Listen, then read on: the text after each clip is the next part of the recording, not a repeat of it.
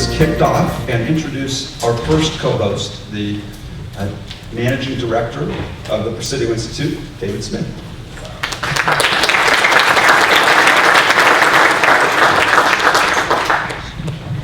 Thank you very much, Lenny. And thank you all for joining us today. We're really excited to be hosting this summit here in the Presidio. And before I kind of get into talking about why this is actually the perfect place to be having this conversation, I wanted to say a big thank you to a number of our partners who helped make this all possible.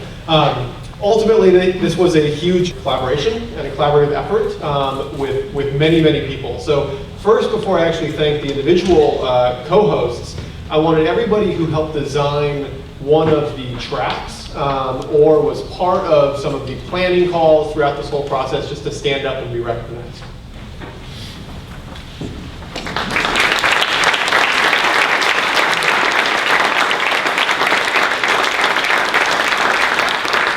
I think there's actually several people who didn't stand up and may not even know that they were involved, as there was some 50 or 60 people that helped make this all happen.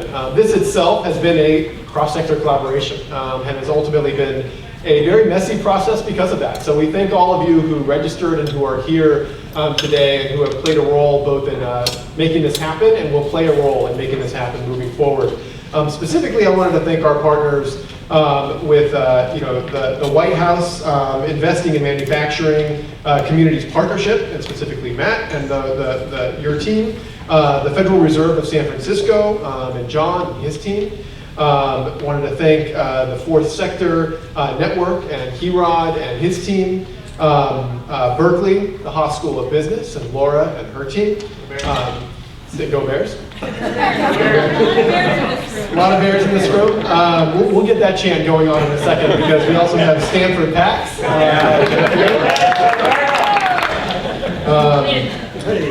Ashoka and Radhika and your team.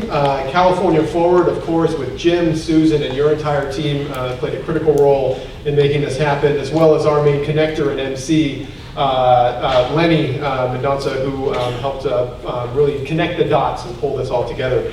So thank you all. This really was a barn-raising effort and something that we're really excited to be a part of. So now I want to talk specifically about the Presidio itself. So welcome to the Presidio. How many of you guys, is this your first time coming to the Presidio?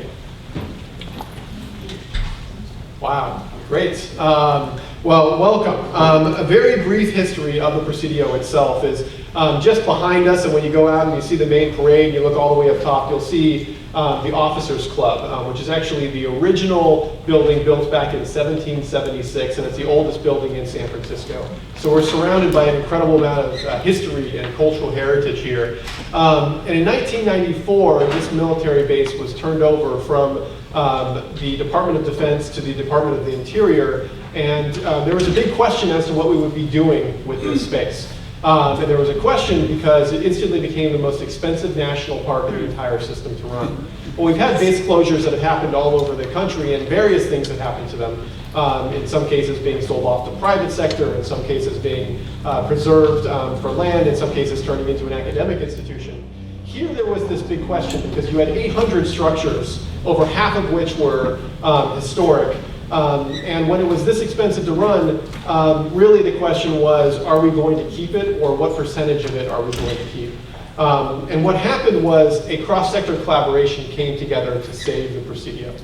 And ultimately, Congress said, okay, you've got business, you've got nonprofit, you've got philanthropy, and you have government all coming together to help save this space. We'll create a new type of federal agency, and we're gonna give you 4 bottom lines to work towards. First is there's a cultural heritage bottom line, and you've got to help save many of these buildings, as many as you can, and ensure that there is an element of historic preservation that's happening here. A second is an environmental bottom line, both to save the historic forests as well as make sure that this is a space that's used for recreation and is preserved for generations to come. The third bottom line was a financial one, and it was specifically that within 15 years we had to become completely financially self-sufficient. One of the very few, if any, federal agencies that actually had that charge. And then the last bottom line is to ensure that we were creating impact beyond our walls. Now fast forward 15 years, which was just a couple years ago, and we did it. At least we made significant progress towards the first three. And I say we, I just joined a couple years ago, but they say that I'm allowed to use we now. But really what happened was the hard work, and you'll see Craig Middleton, our executive director, this is actually his last day, and this will be his last speech when he comes here in a little bit. But he has done the yeoman's work to really make sure that this place is saved in perpetuity. What had happened is we were able to leverage every federal dollar 4-to-1 with private investment and partnerships. And today, we have an annual budget of over $100 million that keeps all of the trails open, that keeps the park open, that keeps the space open. And we have a community of 3,000 people that live here, 4,000 that work here on a daily basis. And it truly is a cross-sector initiative. It is a fourth sector initiative that has achieved these goals. And now what we're talking about is how do we get to that fourth bottom line? How do we create positive impact beyond our walls and actually tell the story of the Presidio as a reason why we want to create the Presidio Institute. So the Presidio Institute is an initiative of the Presidio Trust. Tomorrow we'll actually go up to the campus of the, right now you are on the Presidio as a whole, and the Presidio Institute itself is about 20 acres. It's right up by the Golden Gate Bridge. You'll see here on the slide the campus that we're talking about. All of the tracks will be happening in one of the buildings there, and we're really excited to have you join. Ultimately, the Trust has set forward the goal of dedicating this campus to solve our most complex social challenges. Because we understand that in the next century, society will confront obstacles of unparalleled complexity. Critical issues demand our timely attention, from climate change to the widening gap between rich and poor, to declining educational outcomes, to cultural conflicts, political polarization, distrust in our governing institutions. The list goes on, and I know many of you work on these on a daily basis. And globalization and technology is only increasing the scope and the interrelatedness of these challenges. So the need for comprehensive collaborative solutions is more important than ever. However, no government policy, however finely crafted, no technology, however innovative, and no plan of action, however ambitious, will secure a brighter future without visionary cross-sector leaders who are able to align the incentives of their partners and reinforce action to forge sustainable solutions. The Presidio Institute believes in a shared ethos of service is really the common ground for these collaborations. That ultimately you need to align the goals of business, government, and nonprofits to tackle community challenges. And if we fail to do so, the driving forces of these sectors will tear apart temporary solutions and unravel them, resulting in long-term conflict and sustained problems. We feel that there are not enough leaders in government, nonprofit, and business to effectively solve these challenges or to effectively forge these partnerships. We need to build a pipeline of leaders with the skill set, the mindset, and the network to champion cross-sector approaches. There are too few leaders that have effectively worked beyond the boundaries of their own sectors and have inspired others to serve. However, we do see that there is a golden opportunity here.